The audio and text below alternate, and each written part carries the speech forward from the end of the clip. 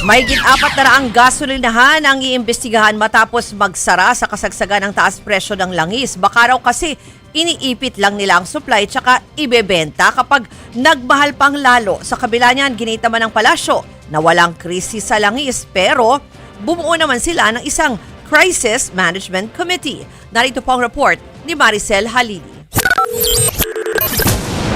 Sa gitna ng patuloy na tumataas na presyo ng mga produktong petrolyo, mahigit 400 gasolinahan sa buong bansa ang pansamantalang nagsara. Ayon sa PNP, halos lahat ng mga nagsarang gasolinahan ay yung mga nasa probinsya. Ibinigay na ang listahan sa Department of Energy o DOE para imbestigahan kung ano ang nag-udyok sa mga gasolinahan na hindi muna magbenta. Sinasabi na up to April 15, yung possible stocks ng lahat ng gasoline stations na pwede pa sila magbenta.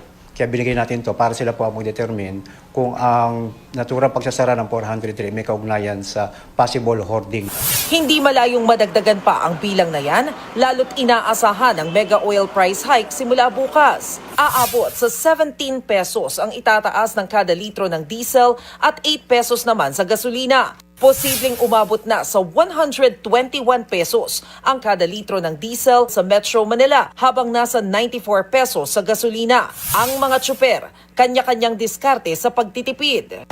Freewheeling na lang po yung takbo, wag naapakan yung silenyador para medyo tumipid sa diesel.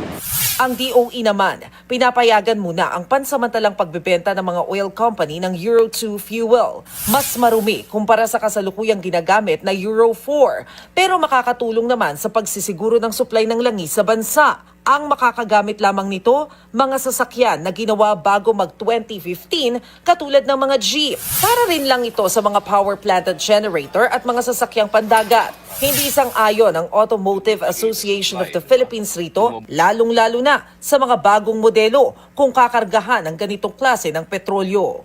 Ang kalaban ng injector sulfur. Alam mo yung sulfur, nag-iipon yan. Hindi yan ordinaryong libag lang. Okay? It is corrosive. So nasisira, hindi lang nagbabara, nasisira pa yung injector mo. Sa kabila ng kaliwat ka ng problema sa petrolyo, wala raw tayong krisis. Ayon sa Malacanang. Maliwanag din po ang sinabi ni Secretary Sharon Garin ng DOE. Na sa ngayon ay hindi pa kinukonsidera na meron tayong oil crisis dahil kumpleto po tayo at enough po ang supply ng langis.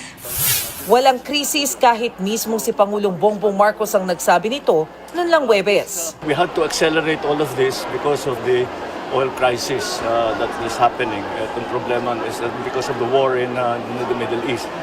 Paglilinaw naman ngayon ni Castro. Ang nais pong sabihin ng Pangulo patungkol sa oil crisis, pinapatungkulan niya po doon ay ang oil crisis sa Middle East. Hindi naman daw sa minabaliit ng gobyerno ang isyu sa petrolyo. Katunayan, kahit na hindi pa nila ito itinuturing na krisis, bumuo na ng Crisis Management Committee. Nagsusumika po ang pamahalaan sa utos ng Pangulo na dapat hindi magkulang ang supply ng produktong petrolyo. Lahat ginagawa. Plano rin ng PNP na magkasa ng simulation exercises para mapigilan ang looting o nakawan. Kamakailan lang, ilang insidente ng nakawan sa gasolinahan ang naitala. Nagbabalita mula sa Frontline, Maricel Halili, News 5. Mga kapatid, ako po si Ruth Cabal. Dito tayo sa totoo, dito tayo sa True FM. Mag-follow at mag-subscribe din po kayo sa aming social media accounts at True Network PH. Diyan po yan sa aming X na dating Twitter, sa FB, sa Instagram, sa YouTube, sa TikTok at sa mga podcast. At syempre, tutok din po kayo sa Signal True TV Channel 19.